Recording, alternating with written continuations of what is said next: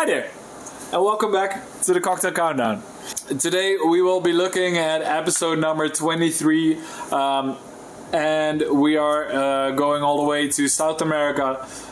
This is going to be the Pisco Sour, which is closely related to one of the cocktails that we already seen in this list.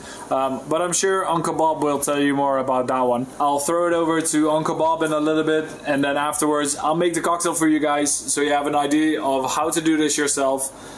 Afterwards I'll be tasting it and telling you guys what I think of it and if it should be higher or lower on the list. But for now, let's throw it over to Uncle Bob. Hello guys, and welcome back to Storytime with Uncle Bob. Today we're going to be talking about the Pisco Sour, which is a South American cocktail that actually loads of people claim they have created. Pisco, for whoever doesn't know this, is an unaged brandy and that falls under the grape spirits. I think that's the best way to describe it for me, to you guys. The most credible story out of all of these guys claiming that they made the Pisco Sour comes from Lima, Peru. There is this bar which was called the Morris Bar back in the early 20th century, where this guy called Victor von Morris, who was an American, and he actually came to Peru to do some mining.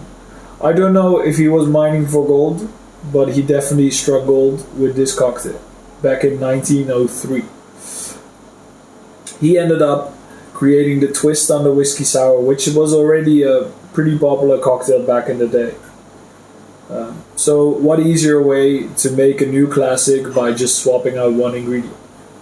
So he ended up making the Pisco Sour. It wasn't until the late 1920s though where it took its original form. So the modern Pisco Sour, where they started adding egg white, they started adding Angostura. And the main guy that started doing this was apparently Mario Buigi.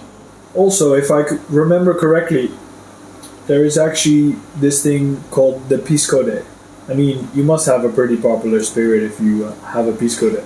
This is every first Saturday of February. And I mean, it must be quite the feast if there's a Pisco Day there. I mean, I definitely want to go there. Who also needs a Pisco Day, probably by this time, is Koen. Let's go over to him and check what he's gonna do with this cocktail.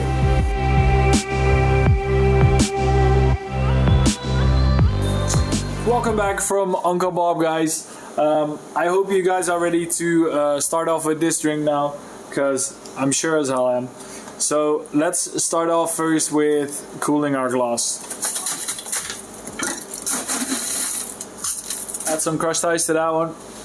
I'm using a Nick and Nora glass, which is maybe not necessarily the most common glass to use or that everyone has in their cabinets or whatever. So you're more than welcome to use a coupe glass. You're more than welcome to use like an old-fashioned or a rocks glass. It all works, but I think in a Nick and Nora glass it just looks a little bit better.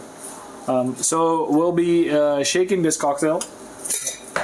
So obviously we need our shaker, and also we brought back the chicken on high demand. So we have our egg ready to go. Obviously, since you guys have seen already probably in the whiskey sour episode, we'll be using just the egg white. So we'll get rid of the egg yolk. Make sure we just grab that egg white. There we go. Get rid of that egg. And then I have our main star of the show here, which is gonna be the Pisco. I'm using a Hacienda del Abuelo, which is a Peruvian Pisco.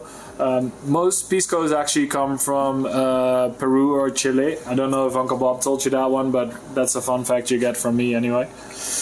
As usual, I'll be adding about 2 ounces of this to our shaker, just so we have a good base of Pisco there. Then I have my freshly squeezed lime juice.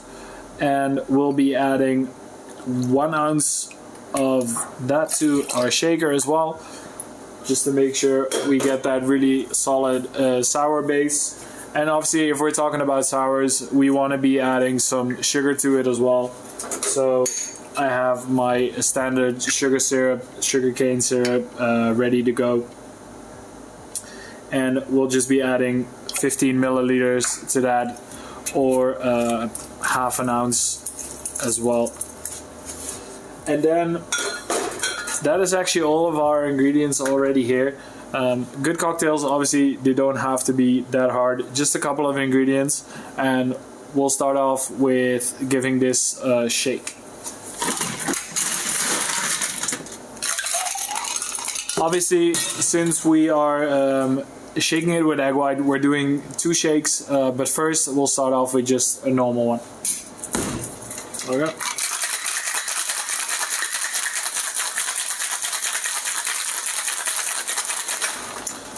Okay, there we go. And then, since we really want to make sure that egg white that's in there really froths up nicely and we get like a nice layer on top, we're just gonna shake it again, but then without the ice. So we'll get rid of that and give it another go.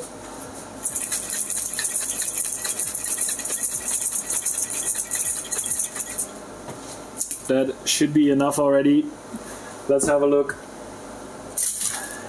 if we manage to get that nice and good frothy layer on top. Since we already got rid of the ice, I don't really have to double strain this one. There we go. It always takes a little while before the egg white separates from the drink, but that gives us a little bit of time to make the garnish at least. What I tend to do with this Pisco Sour is give it a couple of drops on the top with Angostura bitters, and then take a little toothpick or something that has a pointy end and just give it a nice little swirl on top. Make it some hearts, or if you just end up giving it a good swirl, it'll end up nicely as well. If you don't have Angostura, you can always just try with a lime wedge. That also makes it look nice, but I think with the Angostura, just adds a little bit to it. Yeah, there you go, guys. That is our Pisco Sour. Okay, let's see what we made out of this one.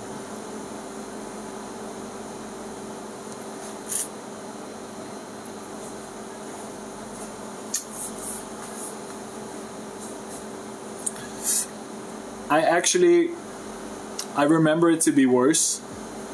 I know that makes it sounds pretty bad, but Pisco Sour was never really high up on my list. Before we started with this cocktail, I was like, well, I'll make it because it's on the list. But it's not that bad. Also, with the Angostura bitters in there, it just gives that little bit of extra dimension that just the Pisco and the sour mix in a way just can't get. Obviously, the egg white as well. I mean, if you ever had an egg white cocktail, you can definitely, you know what I'm talking about. Like, it just adds that little bit of extra creaminess, even though you don't add any cream, but it just gives that little bit of extra to it, which in the end makes it actually quite nice. Normally, I would compare Pisco to a cachaça, or at least in my mind, I always do. And a cachaça or a caipirinha or a cachaça is not really one of my go-tos either. But this one, as it is now, I can definitely see why it is on this position. I wouldn't put it necessarily any higher. I think it's doing just fine on spot number 23. Maybe next year or in 2 years we'll see it bump up a little higher even. But for now, let's leave it at spot number 23, and we'll see how it goes in a couple of years with this one. Yeah, and I think that's all I have for you guys for this week on this cocktail. If you liked the video, make sure to like and subscribe, and also comment on what your favorite Pisco Sour is, how you make it yourself, or if you make a completely different Pisco Sour. Also, make sure to check out all the other videos that I have coming up for you guys. And yeah, I guess for now, I'll see you guys next week. And yeah, see you at the next cocktail countdown.